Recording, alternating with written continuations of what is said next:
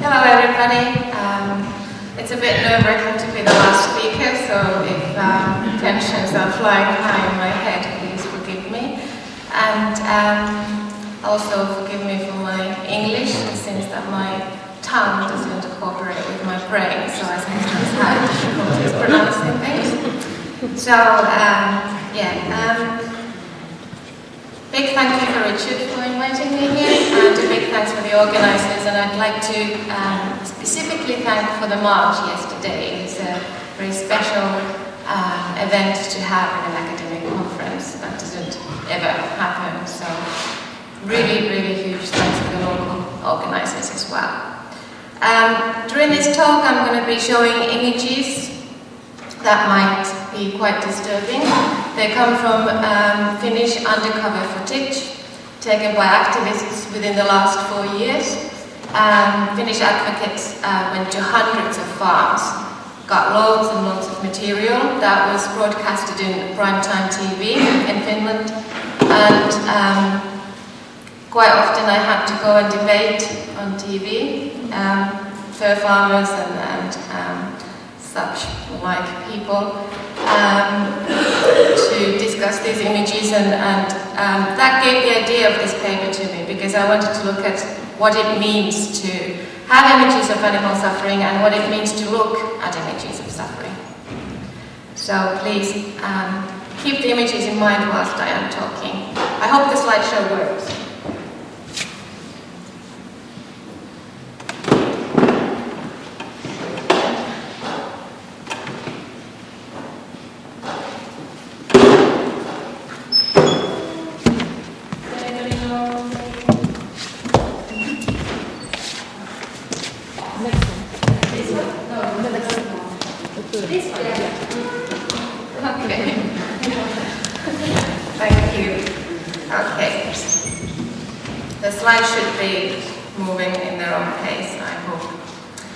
Animal advocacy has introduced the world to images of non-human suffering that are often difficult, if not impossible, to look at. The reason why these images have been utilized is clear. Images of suffering cause the type of a shock that is often needed for a person to become aware of a moral problem. That is, images of suffering may pave the way for the variety of interruptive encounters or epiphanies, the importance of which Levinas and Derrida famously emphasized. Suffering is so raw, so acute, that it interrupts the self-absorbed lifestyle nurtured by the anthropocentric society. Particularly visual representations of suffering in their vividness can cause such a stir that one simply cannot continue as if nothing had happened. Instead we stop in horror, and finally, also it is hoped, recognize what the society is doing to non-human animals. However, are there times when suffering should not be rendered into an image to be looked at? Susan Sontag has explored this question beautifully in her book regarding the pain of others.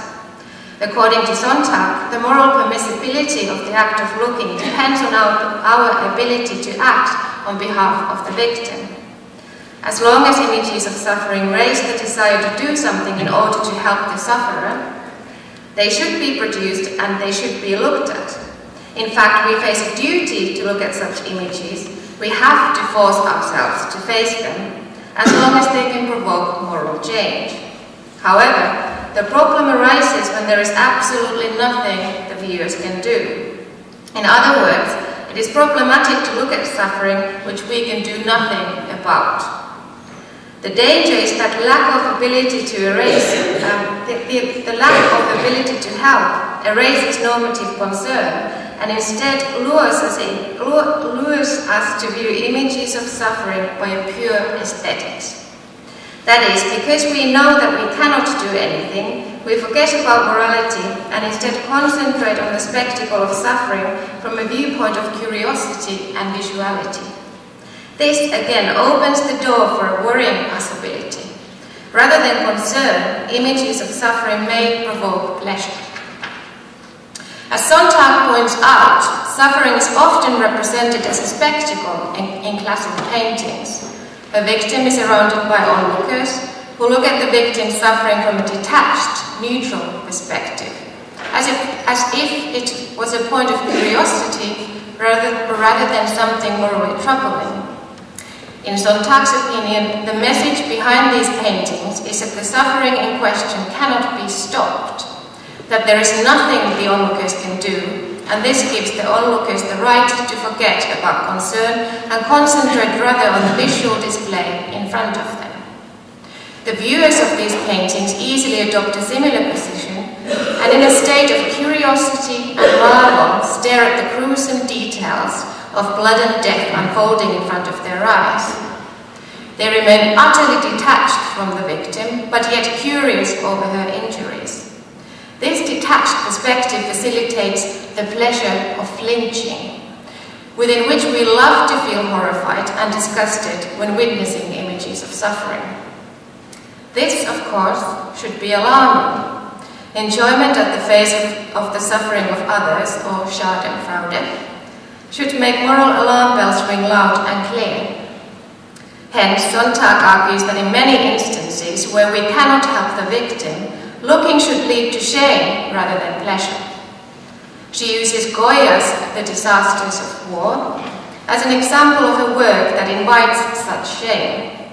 In this work, images of suffering are accompanied by captions such as "one cannot look."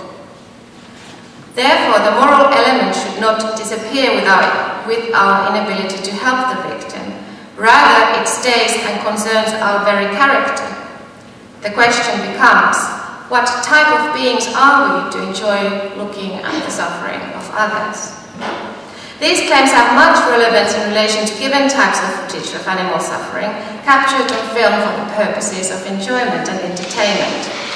Nature documentaries are the most obvious example, as they repeatedly concentrate on the most harrowing aspects of animal life, in order to bring forward explicit and prolonged scenes of suffering for the curious audiences back home to watch in excitable horror. Although this question is rarely asked, one cannot help but wonder what it means from the viewpoint of our own humanity and moral character, if we so eagerly watch as deer are torn to pieces, or as zebra is slowly crushed in the jaws of an alligator. But do these views have any relevance in the context of advocacy? As already argued, the promise of action is the impetus that drives advocates to show images of animal suffering. Yet, worryingly, some do approach the images via curiosity and even see them as entertaining. As any advocate can testify, including myself, there are surprisingly many that laugh at the images of non-human suffering and stop to ridicule them. Now, it is often argued that this is a defense mechanism, that these people do not actually find animal suffering amusing, but in fact disturbing, and deal with their emotions via laughter. However, the worrying possibility is that for some, these images are a genuine source of entertainment. Now, reasons besides pure mindless sadism for this are twofold. Firstly, images of animal suffering are not interpreted in a vacuum, but instead their reception depends on how the viewer perceives those that show the images to her. For many, animal advocates remain a source that is viewed via the lens of oddity and absurdity. They attack deeply rooted anthropocentric notions, and as a result are depicted as highly anomalous. The images that they offer are interpreted with this in mind, and therefore what should have been deeply moving representation of animal pain may turn into an amusing testament of how sentimental or deranged the advocates are. The images are ridiculed because their presenters are ridiculed. One reason for the public oddity of advocates stems from the lack of explicit and careful public justification for what they are doing. And I mean justification that takes place in the media and on the streets, not only in books rarely read by the general public. In essence, advocates lack a comprehensive public voice, and as a result, images of non-human suffering are easily linked to sentimentalism, extremism, or even terrorism, other marginal negative labels pushed forward by the society. Secondly, the cultural and political perspective from which images are viewed plays an important part in how those images are interpreted.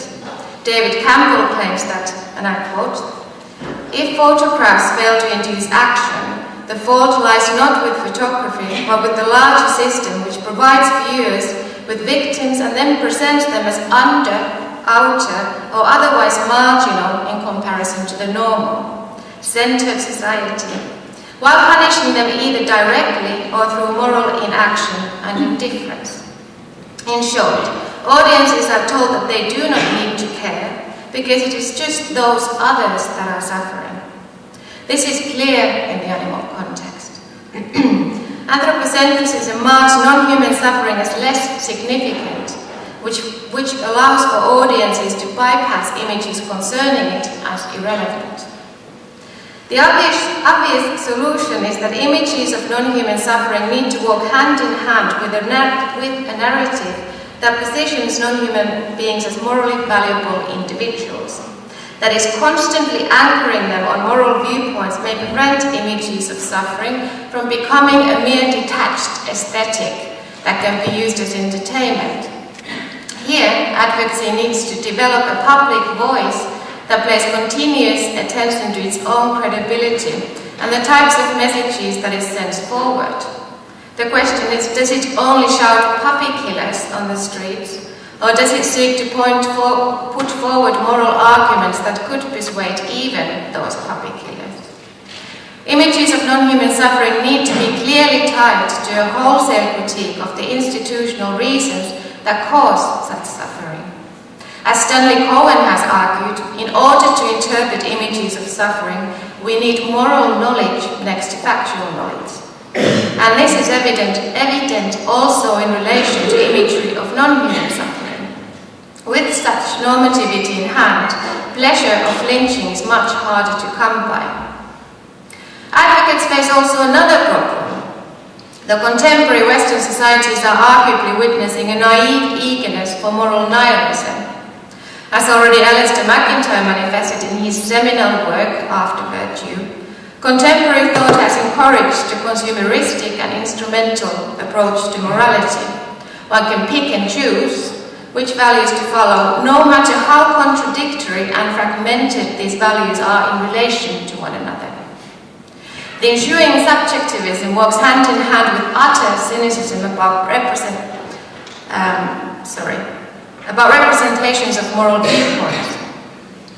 Today, expressions of moral belief are equally categorized as moralizing, annoying acts of pushing one's own values to others, something akin to Jehovah's Witnesses coming to your door. If there are no universal values, why should the advocate tell us what to do? This nihilism has meant that there are those who view images of non-human suffering, no matter how carefully accompanied by liberation philosophy, with cynical and even aggressive disdain. Cohen has argued that far too many deny the importance of suffering by evading the topic and hiding under nihilistic attitudes. They proclaim, "So what? I don't give a shit," when shown images of those dying of malnutrition in third world countries. The same applies to images of non-human suffering, as animal advocates are depicted as annoying, whining moralists, wrongly pushing their agenda to meat eaters and fur wearers. Interestingly, it is here that we find one reason for why images of suffering reserve such an important role. Moral philosophies are easy to ignore on the basis of subjectivism, but images are a lot more difficult to set aside.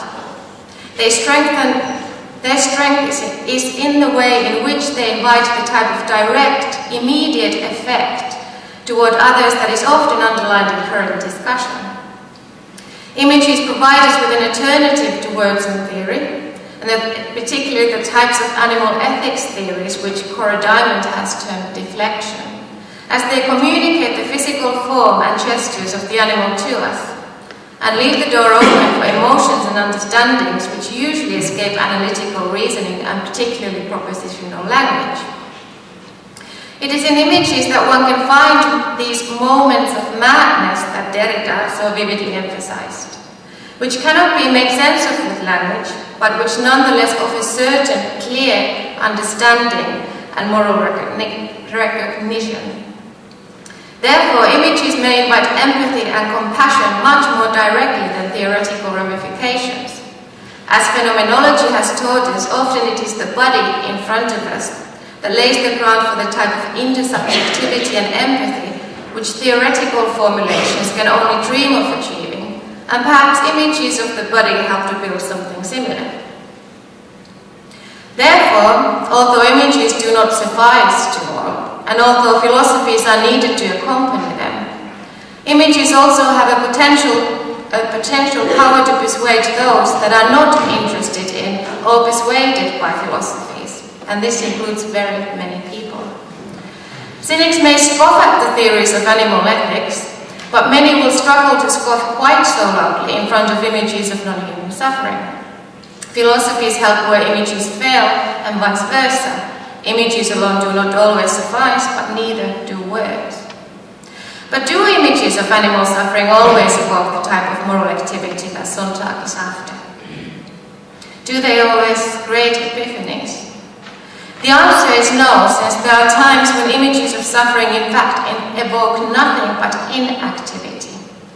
The term often used here is compassion fatigue, which refers to the wearing out of the ability to care. Compassion fatigue is very common, as Susan Moller points out, and I quote, "Indifference in the face of horror has a long history." And it is arguably common also in relation to images of non-human suffering. There are many causes for compassion fatigue. Most commonly it is claimed to sprout from repetition of shock.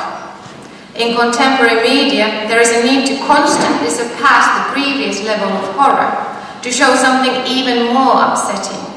Ultimately, viewers become numb. Extremity no longer gains a response, and hence many human rights charities talk of the severed head rule, according to which extreme images will do nothing but alienate the audience.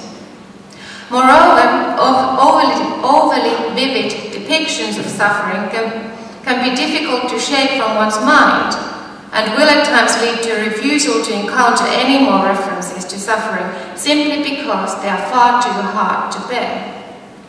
Many feel that they just cannot stand another image. This is linked to a further cause, enormity of suffering.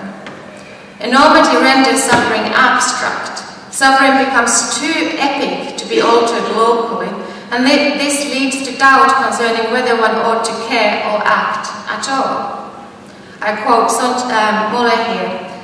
She says, "The mind wobbles at the logistics necessary to save millions. Therefore, perhaps caring is futile." To quote Cohen, "Much passivity results not from lacking the right feelings, but from perceiving that an ordinary person like me can do nothing about such monstrous problems." Therefore, compassion needs to be channeled into activity for it to sustain itself. Sontag argues that compassion is an unstable emotion.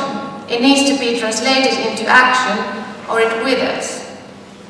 Now, images of animal suffering too can cross a line of such horror that seemingly nothing can surpass it. After seeing these images, some may shun away and view less horrifying scenes of misery as less morally pressing. That is, the extremity of suffering is equated with moral weightiness. And if we become too used to the extreme, there is a risk that we no longer care about the less extreme. Nevertheless, it would seem imperative that suffering is shown in all its horror, and that the world learns about the most excruciating acts of violence committed towards animals. Moderating images would all too easily lull the world into thinking that animals are quite happy after all, that nothing too upsetting is taking place. Compassion fatigue would be replaced by no compassion to begin with.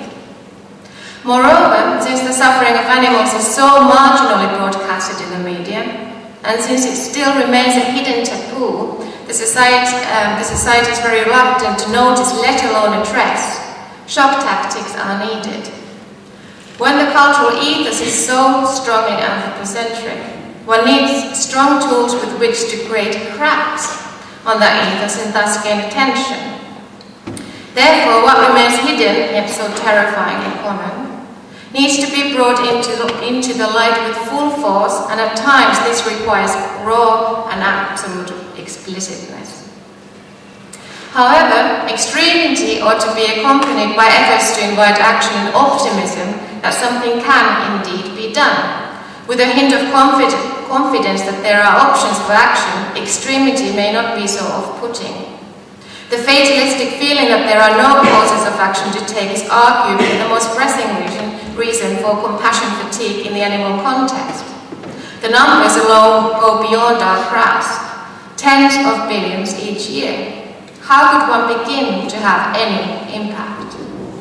Offering images without tools of action can be futile, and therefore what is required are routes of battling anthropocentric violence. That is, instead of one's presumed inadequacy, emphasis should be on acting upon and criticizing the causes of suffering.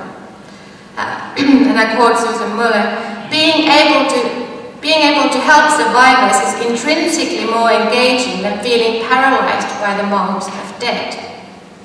Therefore, it is not enough to show images of non-human suffering. Also, new and efficient forms of effecting a change, dipped in thick layers of optimism, need to be mapped out.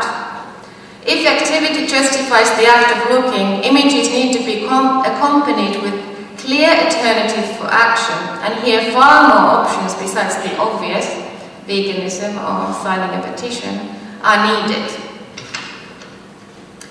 Now, pictures of suffering have disturbing connotations also for another reason. When moments of suffering are captured, that suffering risks becoming eternal, and the evil behind it risks becoming real once more. That is, via representations, suffering and the powers that caused it to be are given a permanent form.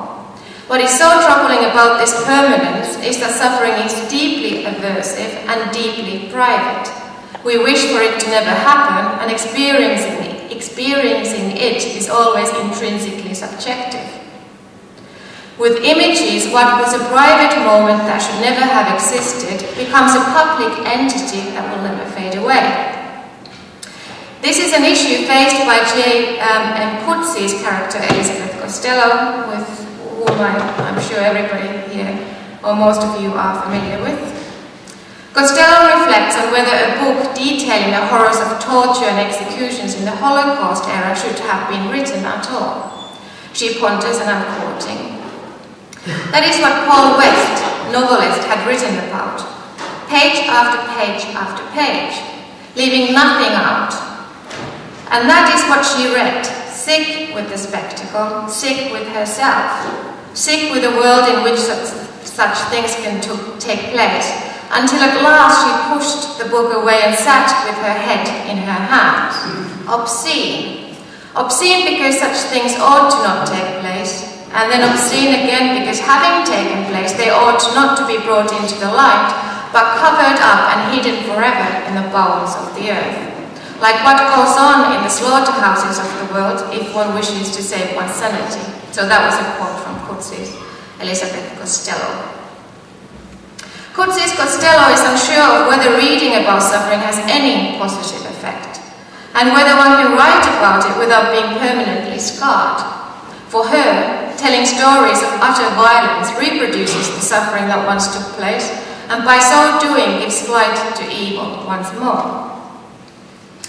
Therefore, representations of suffering and evil should have no place. And I quote again from Coetzee, "She chooses to believe that obscene means off stage. To save our humanity, certain things that we may want to see, and we may want to see because we are human, must remain off stage." Coetzee's character realizes in herself an excitability to read, dislikes it, and declares, much like Goya, "Let me not look." In comparison to the contemporary society's desire to show even the most graphic scenes of violence, Coetzee's views seem odd. Yet the logic behind them is clear. There is something deeply unsettling about reducing private moments of utter aversiveness and violence into ordinary objects to be looked at. Scenes of suffering and violence should never be targets of curiosity and gaze, simply because they should never have happened. And as for us, to look at them means that something very fundamental may be missing from our morality and humanity. There is an interesting correlation here, as Costello advocates animal rights and speaks vehemently against animal exploitation. As employed in the quote above, she finds the horrors of slaughterhouses equally disturbing as those met by the victims of Nazis. Costello even declares that slaughterhouses are a place of ultimate evil. She says, if Satan is not rampant in the abattoir, where is he? And she wishes that they were not rendered into a spectacle either. Hence, the suffering that is endured by countless of domesticated animals each day should, perhaps, not be imprinted into images, for there is something deeply obscene about letting such private moments of utter horror and violence become ordinary objects of indifferent human gaze. Interestingly, whereas animal advocates hope that images of suffering will help to end that suffering and target the evil behind it, Coetzee's view means that the suffering and the violence will be thus made eternal. Hence, Coetzee describes Costello as a person who no longer wants to see suffering of animals put forward for all to see. And I quote from Coetzee again. Until she thought better of it, she had no qualms about ripping people's faces in, for instance, what went on in abattoirs. It would seem that Costello has now had a second thought, and has realized that she does not want to give the evil residing in animal industries any permanence. She doesn't want to see descriptions of violence towards animals.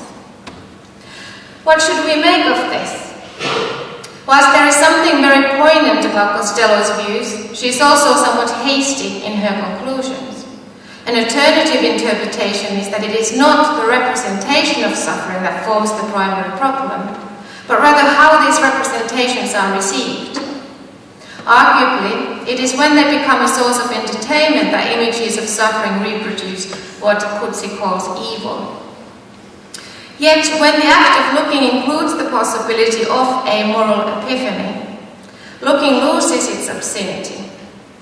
Images of suffering feed evil if approached without a moral perspective, and yet, when images of suffering have the potential to cause moral awakening, not showing them feeds perhaps an even greater evil, that of complete ignorance.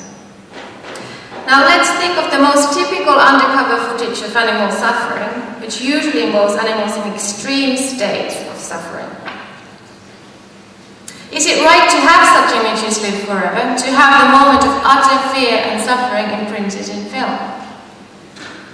One struggles to avoid the wish to wipe them clean, to destroy them, as if the suffering itself would cease to exist if one just did not capture it on film. It is perhaps this that Costello wrestles with, the feeling that she is sick of knowing and sick of the world in which such things can take place.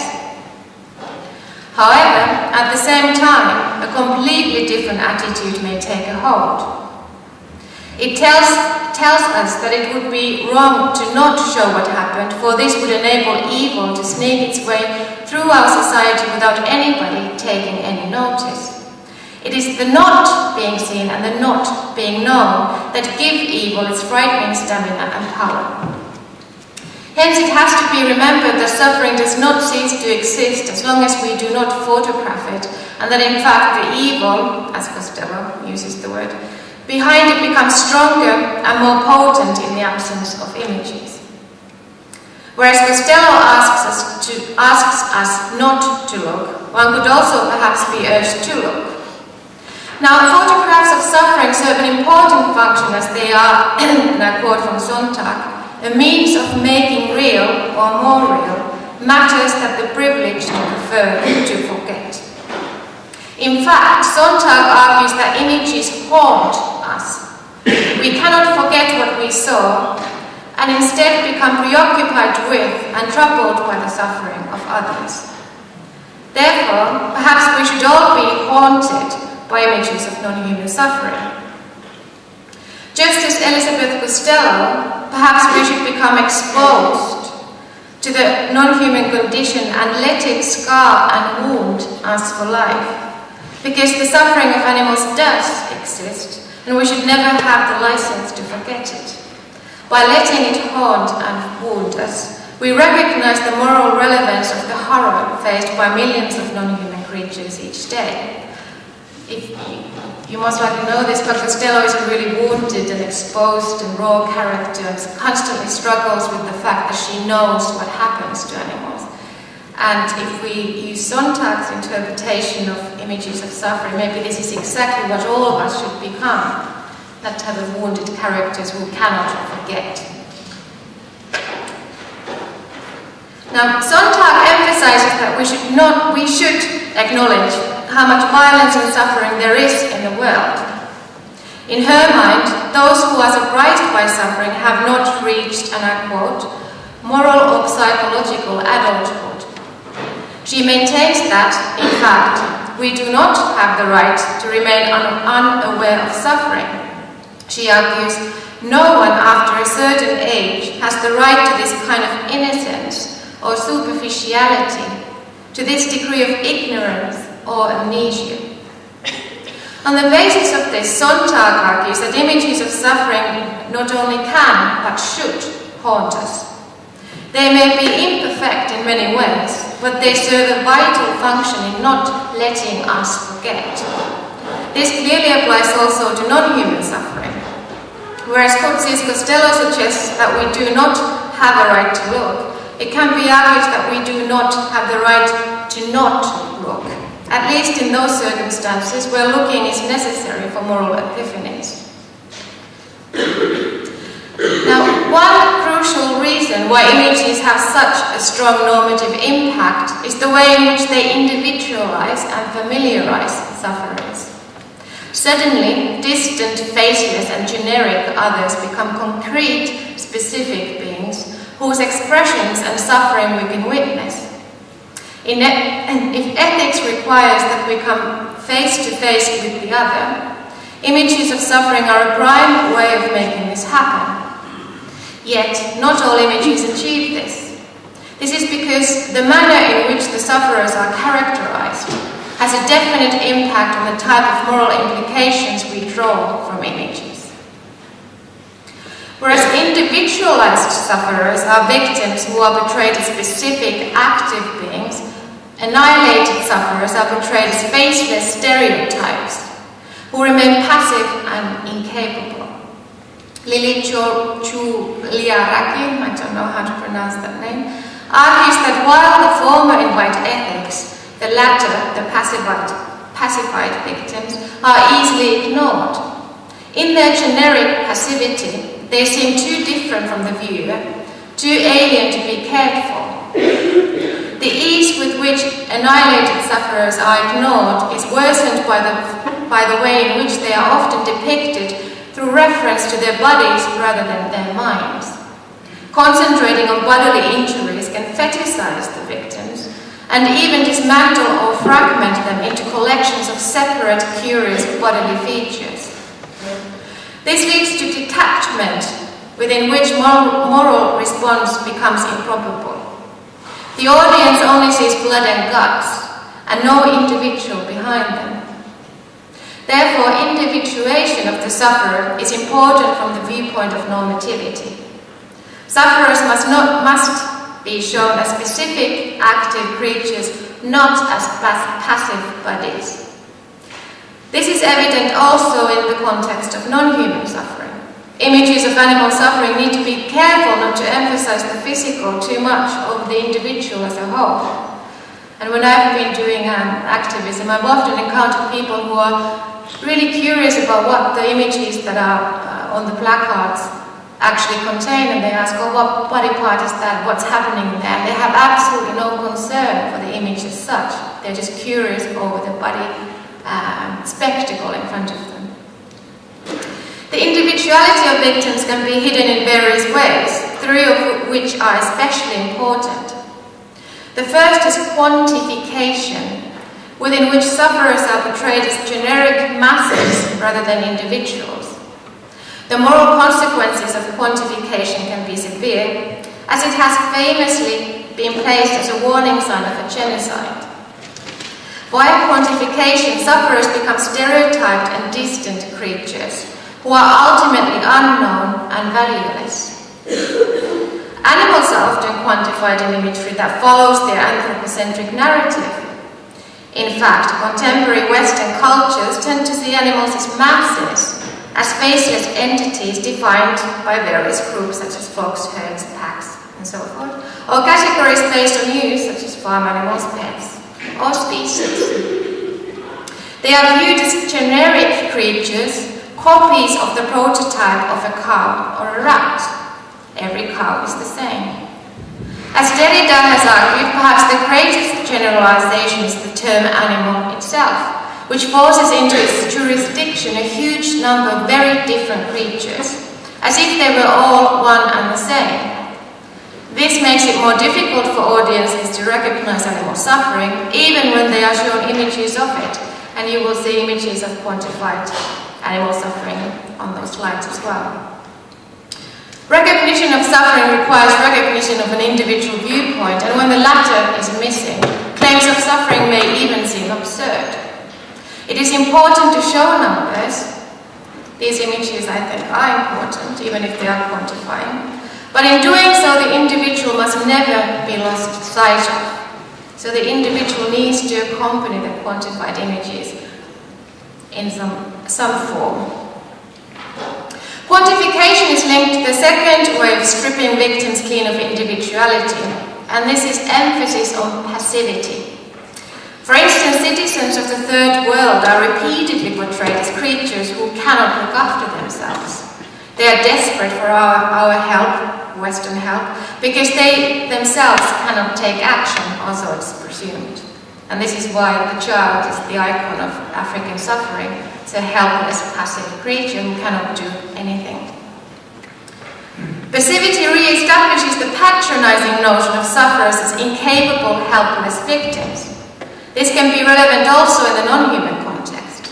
Just as the starving are often shown as utterly passive beings, who with empty eyes, void of any individuality or even emotion, wait for their demise. Animals are often depicted as creatures who helplessly wait in their cages for the final blow. Again, it is important to show the type of apathy and depression that many animals are plagued with within animal industries. Yet, also other types of images are needed. Images in which the animals actively seek to alter what is happening to them, where they struggle at human hands, seek to escape, bite the bars of their cages, call out and yell, and make do with the very little that they have, hopelessly trying to build nests, to care for their young, to socialize and so forth. The animals are not passive even within the animal industries. They are constantly trying to make do with what they have. Whereas passivity is often linked to inanimate things or objects, activity tells us of individuality, and its normative importance lies precisely here. The third way of eradicating the individuality of victims involves physicalization. As Hannah Arendt famously pointed out, in the concentration camps human beings came to be seen as nothing but physical bodies and had to be processed. And this helped their dehumanization. Physicalization strips victims of dignity and turns them into something little more than matter. It can hide the specificity and individuality of the animal. She is most of all a body, not a creature with her own viewpoint to the reality. Again, it is important that the animal is shown not just as a bloodied creature, but also as an individual. Her face and gestures need to be communicated, not only the open wounds and the broken legs. That is, the individual behind the injuries needs to be brought forward. The animal must not remain just a body, but a somebody. It is only then that the animals gain a voice. It is only then that the animal gains a voice, becomes represented as a being capable of communicating her own pain to us. Julia Raki, again can't pronounce the name, clarifies, and I quote, "Without a face, expression or voice, these sufferers lack appellative power, the power to communicate to the spectators the condition of their misfortune." She talks of human sufferers here, and extensively describes how they are constantly portrayed as completely physical bodies, matter, with no individuality or experiences behind them. Physicalized animals repeat the very condition that animal advocates seek to criticize, the dualistic presumption that non-human animals are mere bodies to be used. It is by allowing them to communicate via images, to be active creatures with their own individuality and a face, that non-human animals can directly contest this presumption via the images. According to Susan Muller, the most touching photographs are of single people who are still unidentifiable and alive, and whose viewpoint is clearly brought forward. This is because audiences can identify with such sufferers. Since the 1990s, some charities have sought to alter the depiction of victims so that they are shown as active agents with their own voice and dignity. Yet, many have argued that there has been no proper push towards showing active, empowered victims. Rather, prominence has been on making the audience feel empowered. Therefore, instead of the victims, it is still usually the helpers that receive the position of active agents with a voice. To some extent, this also applies to non-human suffering and images thereof. In these images, activists help animals and call for viewers to take responsibility. It is humans who are the active parties. This is all hugely valuable as a necessity if things are going to change. However, at the same time, the agency of the animals, their potential empowerment, may be afforded too little space. One way to bring forward that agency is to allow the voice of the animals to be heard, which of course opens the door for the age-old question, how can those without propositional language have a voice? A common argument is that the voices of those who remain in the silent margins can be brought forward via ethnography. Therefore, perhaps the challenge is to develop zoography, and I know some people have tried to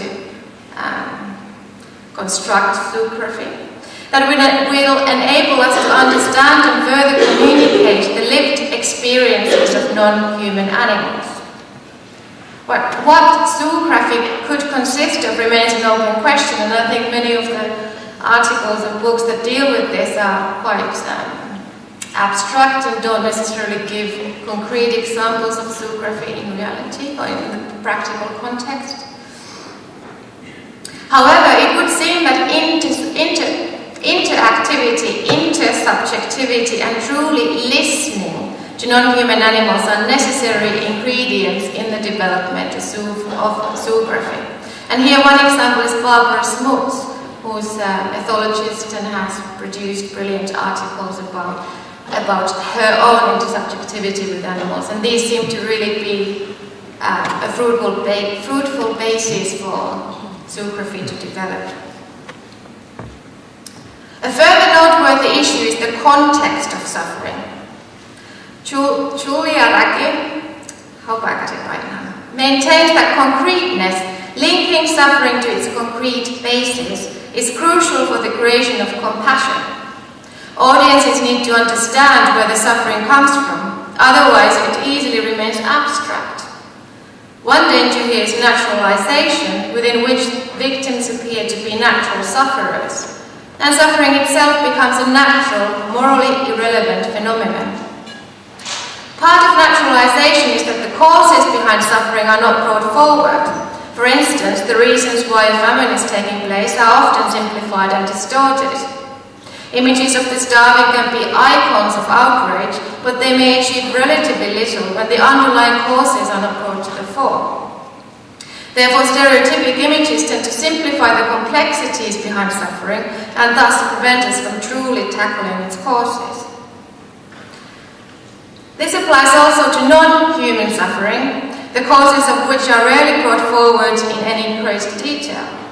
The suggestion often is that suffering boils down to exceptional and sadistic individuals, whilst the root causes of suffering, anthropocentrism, is left without due mention. That is, non-human suffering is not contextualized, and as a result, moral awareness and action become difficult to attain. The worrying possibility is that here, non-human suffering begins to appear natural and inevitable. It just happens, and there is nothing that can or even should be done to eradicate it. And nature documentaries obviously emphasize this notion all the time.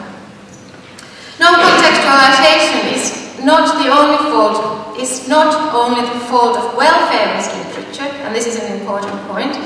It's rife in welfarist literature, but at times also liberationist literature reproduces it. Suffering is reduced to the acts of evil scientists or evil universities or evil industries or evil slaughterhouse workers, whilst the deep-rooted ways in which anthropocentrism thrives in the contemporary Western societies may remain hidden, and I'm talking about advocacy on a practical level. Violence towards animals is not the cause of individual entities, but rather springs from the very core of the anthropocentric mode of being which surrounds us everywhere. To tackle it requires a more holistic criticism than afforded by beliefs which pinpoint violence to a handful of evil then. One aspect of naturalization is the tendency to assume that suffering is the fault of the sufferers. Thus, the poor are the types of people who naturally suffer. As a consequence, suffering is seen as something unavoidable, which little can be done about. Us and them are separated, and they begin to seem almost subhuman. Suffering takes place in faraway countries or happens to beings characterized by distance, difference, and inability to look after themselves. Significantly, unlike them, we are not meant to suffer, for suffering is not a natural part of our lives, nor are we to blame for the suffering that we encounter. Also, this applies to non-human suffering. The danger is that such suffering is seen as somehow inevitable, even when it raises sympathy. Those poor animals, a sympathetic meat-eater can lament, and then continue to justify her diet with the belief that it is their natural lot to suffer and to be eaten. In fact, anthropocentric dualism rests hardly on the belief that it really is the animal's lot to suffer. Animals are the types of beings who suffer. It is in their essence to do nothing but suffer. One task for advocates is, then, to avoid the types of images that may invite or repeat notions of natural non-human suffering. The images need to contest the idea of natural suffering and the concept of natural, to bring forward the ways in which morally relevant non-human suffering is caused by anthropocentric belief systems and institutions. And I'll go to the conclusion now. As Sontag famously has stated, and I quote her, "To photograph is to frame, and to frame is to exclude." Whose suffering is shown, and in what way, can have great political implications. For instance, the suffering of those that we cause is rarely shown to us, and if it is pushed to the margins of the viewing schedule. As a result, too many conflicts and crises go uncovered, their crimes largely unknown to the wider world. And I quoted Campbell there. This has much relevance in the context of imagery of animal suffering. Although animal production is a massive industry, we very rarely see footage from intensive farms and slaughterhouses. Forms of animal use which are excruciatingly common gain very little attention. As Sontag argues, societies have a tendency to concentrate on crimes that they did not commit, for otherwise they would have to acknowledge that evil was here. This is manifested in the manner in which so-called beautiful cases reserve the center stage in much of mainstream welfarist literature. As Arnold Arluk has pointed out, Here, emphasis is on cute dogs or cats who get saved from suffering and whose tormentors are brought to justice. In the meantime, ugly cases in which pigs, rats, hens and cows are left to miserable existence and suffering and ultimately killed without anybody even recognizing that what has happened is morally wrong, go unnoted. Animal advocates seek to bring visible that which has been hidden for so long. They're trying to change the way in which domesticated animal suffering has been hidden from the popular culture. In this, they are fulfilling an invaluable task. For images can communicate suffering and spark moral epiphanies in a way that words often fail to achieve. The power of images is so great that many official instances are seeking to outlaw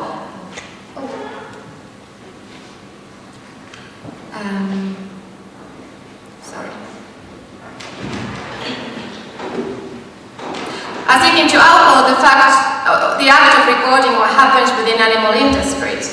Therefore, Finnish activists who took these images, who willingly came forward with their own faces and showed the Finnish nation what happens in its pig farms, have been prosecuted. One of them is prosecuted with the threat of going to prison for 2 years, and they are facing a fine of 120,000 euros. A similar trends are happening all over Western countries. I know that some states in America are trying to outlaw any acts of taking undercover footage from farms. Therefore, it needs to be remembered that the act of broadcasting images of non-human suffering is a scarce resource that may soon become entirely illegal. After that, there will be nothing to look at.